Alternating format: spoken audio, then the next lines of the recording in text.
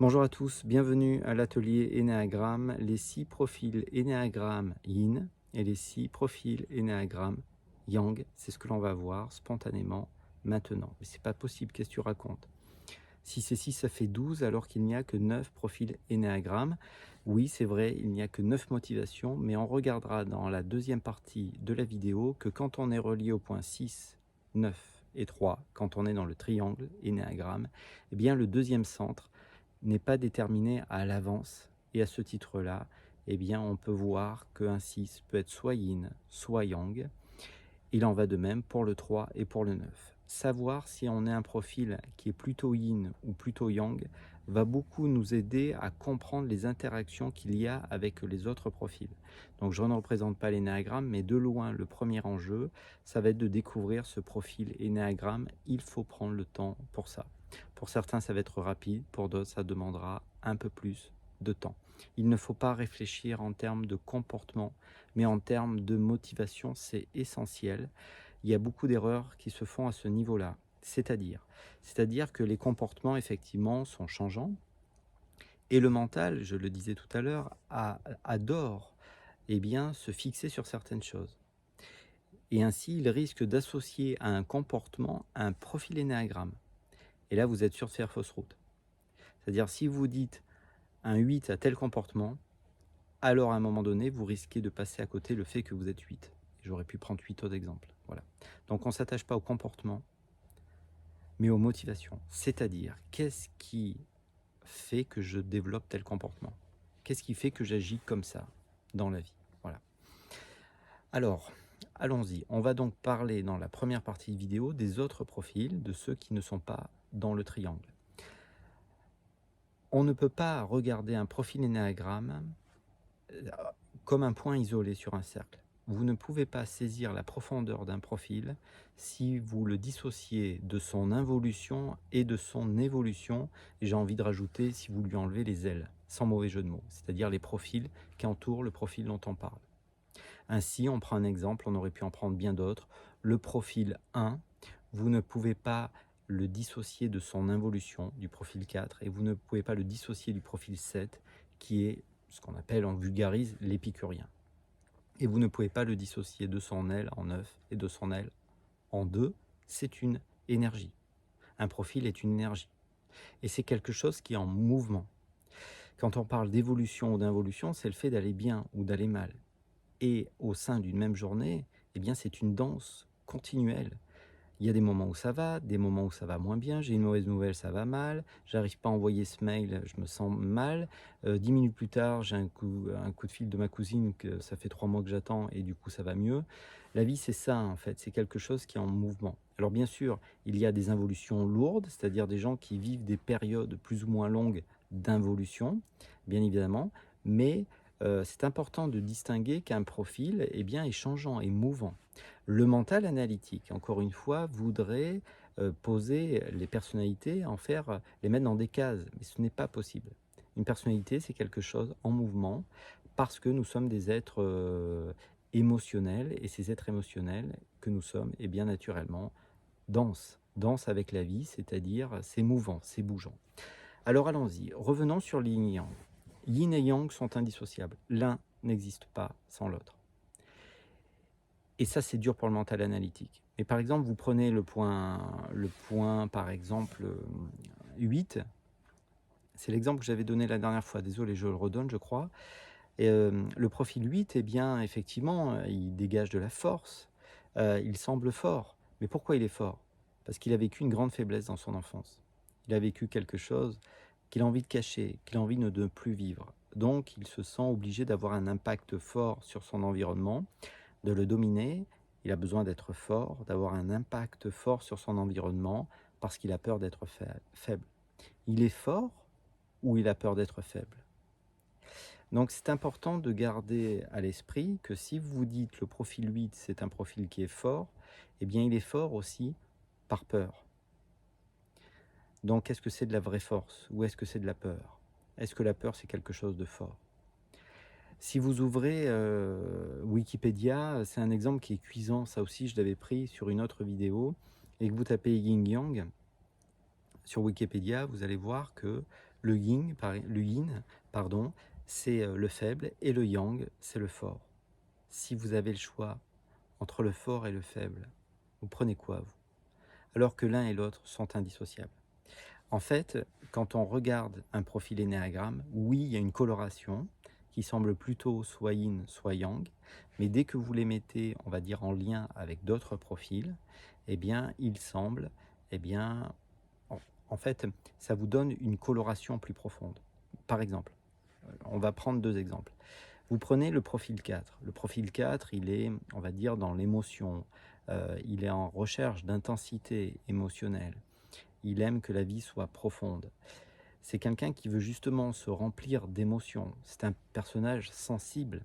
Voilà, un jour ça va, un jour ça va mal. Vraiment, parce qu'il prend de plein fouet cette impression qu'il lui manque quelque chose. Bien sûr, c'est un profil yin. Le profil 5, c'est un personnage yin aussi. Le 5, c'est le penseur. Lui aussi est très fragile. Lui aussi est sensible. Lui, il veut se remplir de connaissances parce qu'il a peur du monde extérieur. Donc, on va dire que les 2 personnages sont yin. D'ailleurs, si vous les voyez corporellement, souvent, ils n'ont pas beaucoup d'énergie. Au niveau du corps, ça dégage pas beaucoup de force. Donc, c'est 2 personnages yin. Le 4 est yin, le 5 est yin, et on verra ça tout à l'heure dans la deuxième partie de la vidéo. Mais, si on les compare, parce que le yin-yang permet ça, si vous voulez, de faire des comparaisons qui mettent en lumière des profondeurs que l'on a perdues en réalité, parce que c'est une manière de réfléchir qu'on a perdue. Le 4, je vais laisser passer le train, je ne sais pas si vous l'entendez. Voilà, c'est vraiment des moments de partage spontané. Hein.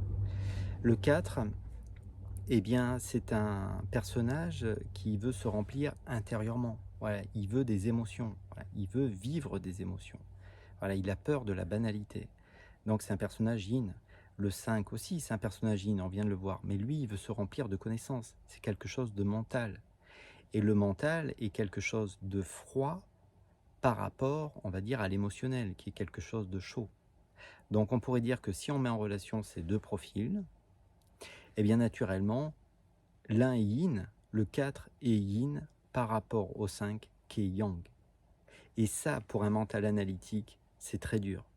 Parce qu'en fait, juste avant, qu'est-ce que j'ai dit? J'ai dit que le 5 était un personnage yin, et c'est vrai. Mais quand vous faites danser la vie entre elles, dans des aspects, eh bien vous êtes obligé de considérer le 5 comme un profil yang. Il n'y a pas de bon et de mauvais profil, et d'une certaine manière, tout émerge du yin. La première fois que la figure a été dessinée, sans aucun doute, c'était un cercle noir. C'est tout émerge du non manifesté, du non né, de l'incréé, et c'est de la physique. Quand vous zoomez dans la matière, quand vous zoomez dans le yang, puisque le yang représente la matière, bien sûr, le manifesté, si vous voulez, quand vous zoomez dans le yang, vous avez eh bien, du vide, cet espace vide, c'est-à-dire la matière est composée principalement de vide. Le yang est composé principalement de yin, et tout émerge du yin, donc le yin porte le yang. Donc si vous voulez, c'est une danse, c'est une manière de réfléchir les choses qui ont disparu, mais qui va permettre, si vous voulez, de regarder chaque profil de manière très, très particulière. Voilà. Comprendre si on est plutôt un profil à coloration yin ou yang va nous expliquer pourquoi on va se sentir bien ou mal avec certains, tout simplement.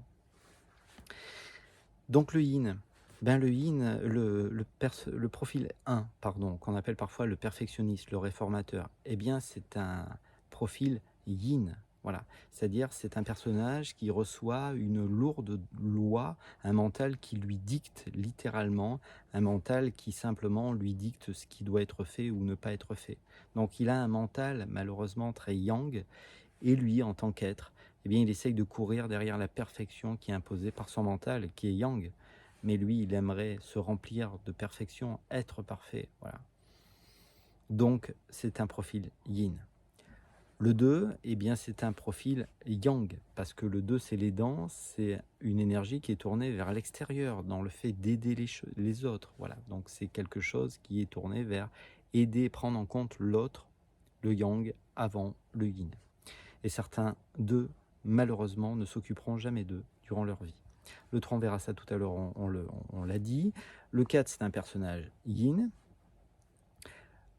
Le 5, c'est un personnage yin aussi, c'est-à-dire un personnage sensible. Donc, il faut comprendre, voilà, que quand vous êtes dans ces points que j'ai cités, qui sont, eh bien, yin, sensibles, naturellement, quand vous êtes en face d'un profil yang, avec un profil yang, soit vous sentez écrasé, soit ça vous porte, parce que c'est une énergie qui soit va s'associer à merveille, soit au contraire qui a tendance à vous écraser. Parce que malheureusement, le yang étant le masculin va écraser, va, j'allais dire, punir malheureusement, écraser, malmener la sensibilité. Voilà. C'est-à-dire la sensibilité peut être complètement balayée par le côté masculin, froid, voilà. Donc 5 on a vu, le 6 on verra tout à l'heure, on va finir là-dessus. Donc le 7, eh bien, c'est un profil bien sûr yang, voilà, tourné vraiment vers les plaisirs extérieurs. Quels sont les plaisirs disponibles? Qu'est-ce que je pourrais avoir sous la main? Vers quoi je pourrais aller pour profiter? Voilà. C'est-à-dire, le passé, encore une fois, ça serait yin, le futur, ça serait le yang. Voilà. Et très clairement, le 7 est tourné vers les plaisirs futurs. C'est un visionnaire. Le 8, c'est un personnage yang, et sans doute le plus yang de tous les néagrammes. Pour lui, la vie, c'est une jungle. Voilà. Donc, comme la vie est une jungle, comme il a besoin de tout contrôler, de contrôler son environnement, bien naturellement, c'est un personnage yang. Il nous reste le triangle. Et donc, effectivement, eh bien, le 9, le 6 et le 3 peut être soit un personnage yin, soit un personnage yang. Et là encore, en fonction que ce soit un personnage yin ou un personnage yang, les comportements seront bien différents. Donc, encore une fois, c'est un petit conseil. Si vous patinez avec l'énéagramme, que vous n'arrivez pas à trouver votre profil, arrêtons un peu de réfléchir en termes de comportement, mais plutôt de motivation. Quelles sont les motivations qu'il y a derrière? Je vais finir les vidéos sur les motivations, je vais m'en occuper, voilà, bientôt. Pour l'instant, il y a la motivation du profil 6 qui est fait, je crois. Alors allons-y, commençons par le profil 6. Allez, alors le profil 6, effectivement, eh bien son deuxième centre n'est pas déterminé à l'avance. Voilà. Comme je disais tout à l'heure, je crois, le 4, par exemple, eh bien il est dans le centre de l'image, le besoin d'être aimé, reconnu pour sa différence. Son deuxième centre, c'est le centre mental, de la compréhension. Il a une aile en 5. Le 1, de la même manière, il est dans le centre instinctif, les besoins primaires sont importants, et son deuxième centre, naturellement, c'est eh bien justement le centre de l'image, le besoin d'être aimé et son envie d'aider les autres, hein, parce qu'il passe du temps aussi le 1 à aider les autres. Donc tous les profils que j'ai cités jusqu'à présent, qui ne sont pas dans le triangle, naturellement, leur deuxième centre est connu, et comme c'est connu, le centre réprimé est connu aussi, et il faut réfléchir en termes de centre réprimé si vous voulez harmoniser l'énéagramme en vous. Je finis la parenthèse ici. Revenons sur le triangle. Quand vous êtes 6, quand vous êtes 3, quand vous êtes 9, le deuxième centre n'est pas déterminé à l'avance. Le 6 peut avoir pour deuxième centre le centre de l'image, ou pour deuxième centre le centre instinctif. Attention, on ne parle pas d'évolution et d'involution. Oui, le 6 involue en 3, il va prendre les défauts du 3, il va évoluer en point 9. On ne parle pas de ça, hein. On parle du deuxième centre. Et le deuxième centre peut être soit le centre de l'image, besoin d'être aimé, d'être soutenu, d'être reconnu, soit le centre effectivement instinctif. Et là, naturellement, ça va donner des personnages très différents, des profils yin, si pour le deuxième centre, c'est le centre de l'image, soit des profils yang, naturellement, s'ils sont pour deuxième centre, reliés au point 8, 9, 1. Et puis on pourrait rajouter une couche, hein, on pourrait parler simplement, le 6 peut être phobique ou contre-phobique, allez savoir si ça ne correspond pas un peu à cette notion de 6 yin ou 6 yang. Voilà. Pareil pour le 3, vous avez des 3, alors le 3 c'est le compétiteur, c'est celui qui veut réussir. Si vous avez vraiment un 3 qui veut réussir et qui a pour deuxième centre le centre mental, eh bien il va avoir l'esprit tourné vers le futur. Si il a pour deuxième centre le centre instinctif, ça va être des êtres terre à terre. Et là encore, ça va donner un personnage soit yang, voilà, terre à terre. Le yang, c'est terre à terre, par rapport au yin qui est plus les pensées, penser à des choses, et puis le fait de projeter dans le futur, voilà, tout simplement. S'il a pour, effectivement, pour deuxième centre, le 3, le centre de le centre 5, 6, 7, et bien naturellement, le fait de penser le monde va avoir beaucoup d'importance pour lui. Et penser le monde, être en lien avec d'autres, voilà, d'autres personnes aussi, puisqu'on peut associer au profil 5, 6, 7 cette notion aussi d'avoir envie de ne pas être enfermé dans quelque chose de particulier. Le mental déteste être enfermé dans quelque chose de précis. En même temps, ça le sécurise et en même temps, ça l'ennuie. Donc le 3, eh bien naturellement, va, s'il a pour deuxième centre 5, 6, 7, être un profil très différent de si eh bien, le deuxième centre c'est relié au point 8, 9, 1. Il en va pareil pour le 9, voilà, qui rêve d'harmonie, c'est un rêve pour lui, c'est une motivation, c'est une de ses motivations, mais si son deuxième centre c'est le centre mental, ça va donner des êtres très différents de si le deuxième centre, ça va être justement le centre eh bien, de l'image. Là encore, ça va donner une coloration soit yin, soit yang. Donc bien sûr, c'est un petit peu technique. Vous avez l'impression que c'est quelque chose de technique si vous êtes en train de découvrir l'énéagramme, mais c'est quelque chose d'assez simple en réalité. Il faut vraiment réfléchir quel est mon deuxième centre et quel est le centre réprimé. Voilà. Et puis effectivement, est-ce que je suis un personnage yin? Si je suis un personnage yin, je suis amené à vivre d'autres choses qu'un personnage yang. C'est important ça. Est-ce que je suis plutôt un être sensible? Est-ce que je me vois comme un être sensible? Ou au contraire comme un être qui aime dominer les choses? Est-ce que quand une personne me met la pression, j'ai tendance à lui rentrer dedans? Et si c'est le cas, je suis un être yang? Ou au contraire, est-ce que je suis plutôt en retrait et ainsi un personnage yin? Voilà. Donc c'est une coloration qui est importante et encore une fois, au sein d'une même journée, nous pouvons tout à fait avoir des actions yang, même si nous sommes un profil yin. Mais ça explique aussi pourquoi des fois dans certaines interactions comme le couple, ça coince par moment et par moment ça coule tout seul. Parce que finalement, yin et yang sont appelés à se rencontrer, sont indissociables. Donc parfois on se plaint, étant un profil yin, d'être avec un profil yang et inversement. Mais en même temps, cette danse, elle est cosmique là aussi, c'est une figure cosmologique. Voilà. Allez, ici s'arrête cette petite causerie énéagramme. Prenez soin de vous, peut-être à bientôt. Un pouce, vous abonner. Au revoir.